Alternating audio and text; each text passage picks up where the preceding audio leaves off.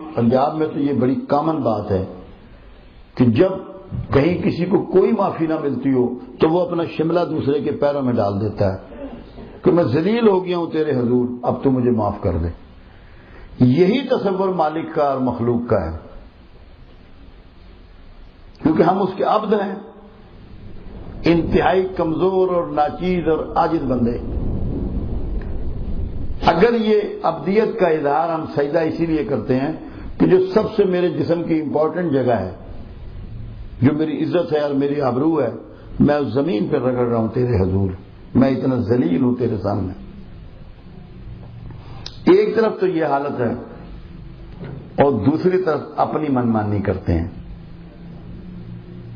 تو کیا ہم اسلام میں باقی رہ جاتے ہیں؟ کیا ہماری عبادت باقی رہ جاتی ہے؟ یقینی طور پر ہم اس سسٹم سے نکل جاتے ہیں۔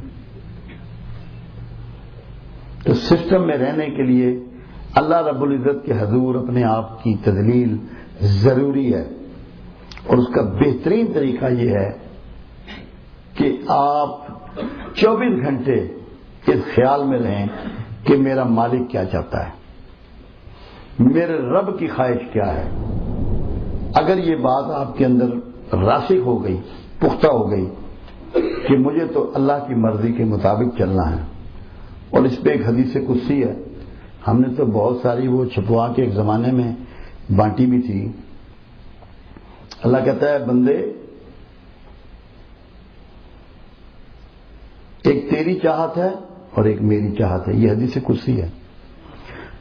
ایک تیری چاہت ہے اور ایک میری چاہت ہے، اگر تو اپنی چاہت پہ چلنا چاہے گا تو میں تجھے تھکا دوں گا، میں تجھے تھکا دوں گا، اور ہوگا وہی جو میری چاہت ہے، اور اگر تو میری چاہت پہ چلے گا تو میں تجھے وہ دوں گا جو تیری چاہت ہے۔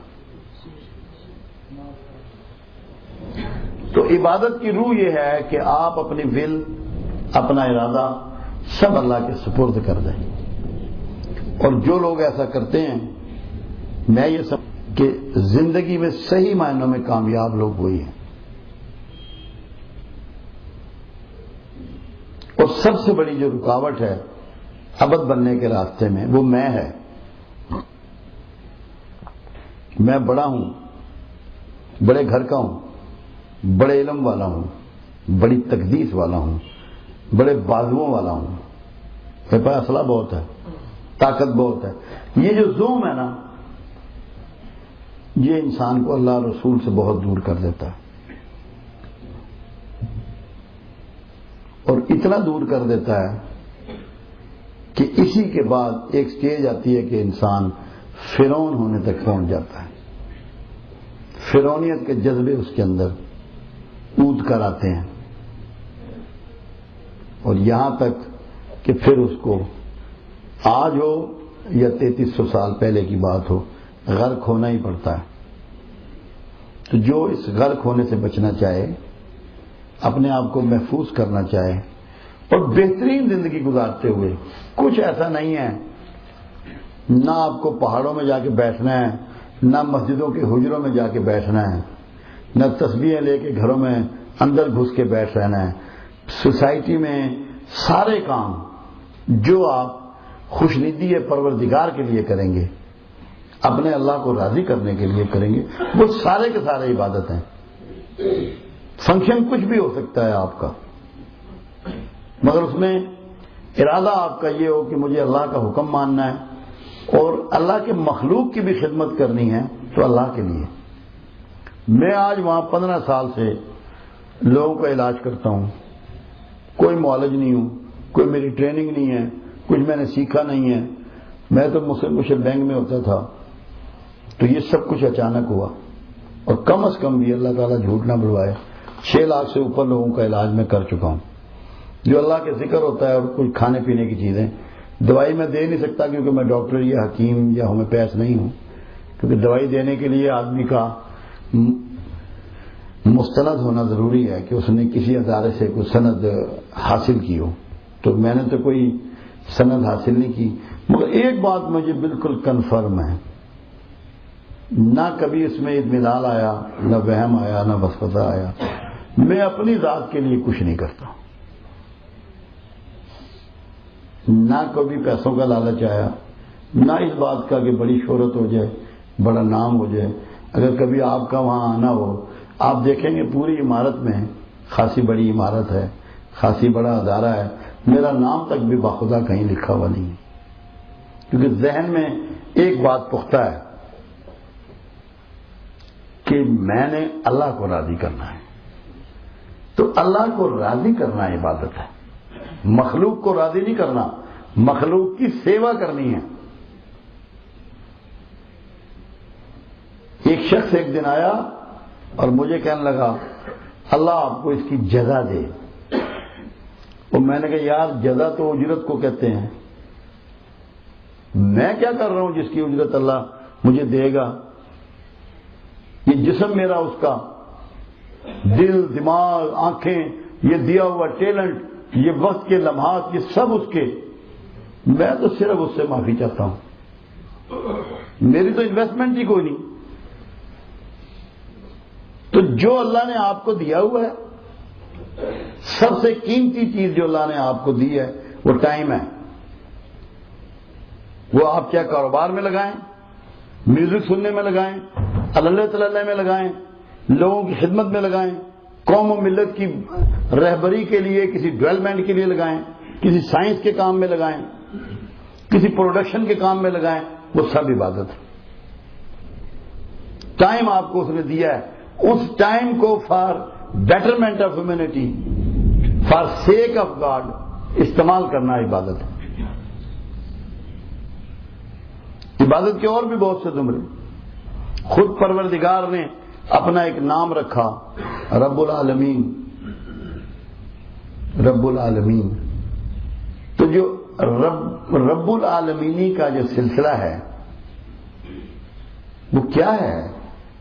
وہ رزق دیتا ہے، صحت دیتا ہے، علم دیتا ہے. عالمین کا رب ہے، سب کو دیتا ہے.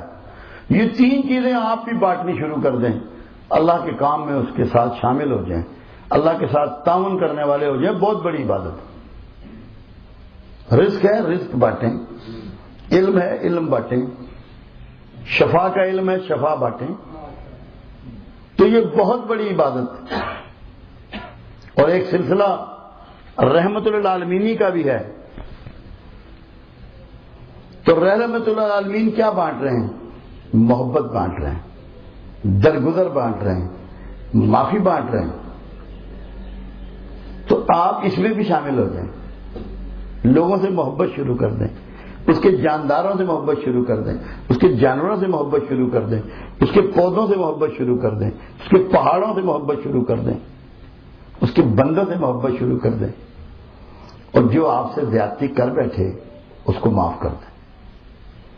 تو سلسلہ رحمت العالمینی میں بھی آپ شامل ہو جائیں. کوئی یہ لمبے چوڑے کام نہیں ہے جو میں آپ کو بتا رہا ہوں، یہ روٹین میں ہے. صرف ایک سوچ اور گیان کو ادھر لے کے جانا ہے. یہ بالکل روز کے میٹرز ہیں، آپ کو کوئی خاص کام نہیں کرنا پڑے گا. آپ اس میں بھی شامل ہو جائیں. تو یہ بھی عبادت ہے. کوئی موقع ایسا نہیں ہے جو آپ کو میسر آ جائے. بڑے بڑے ڈھنگ ہیں. مجھے بات اب یہاں ذہن میں آ گئی تو کرنی پڑ گئی.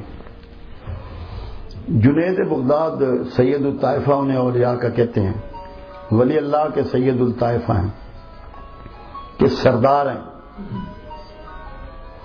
تو ولایت پہ فائز کیسے ہوئے؟ میں آپ کو بتا رہا ہوں، یہ سب عبادت کی شکلیں ہیں. پہلوانی کرتے تھے، سرکاری پہلوان تھے. تو ایک بڑے نحیف سے شخص نے چیلنج کر دیا. وہ چیلنج کرنے کے اس زمانے میں 50,000 تھے کہ جو جنید کو ڈھائے گا اس کو 50,000 ملے گا. 50,000 روپے اس کو دیے جائیں گے. اب جس نے چیلنج کیا وہ بڑا نحیف سا شخص تھا، فن پہلوانی سے اتنا آشنا بھی نہ تھا. تو جب میدان میں پہنچے تو جنید کے کان میں اس نے کہا کہ میں اولاد رسول ہوں اور میں نے بیٹیاں بھی آنی ہیں. جنید نے کہا میں نے سن لیا. جنید نے ڈھنگ سے شکست سکھائی. 50,000 اس سید کو ملے اور جنید کو ولایت مل گئی. یہ بھی عبادت کا ایک انداز ہے. وہ 50,000 لے گیا، جنید ولایت لے گیا. تو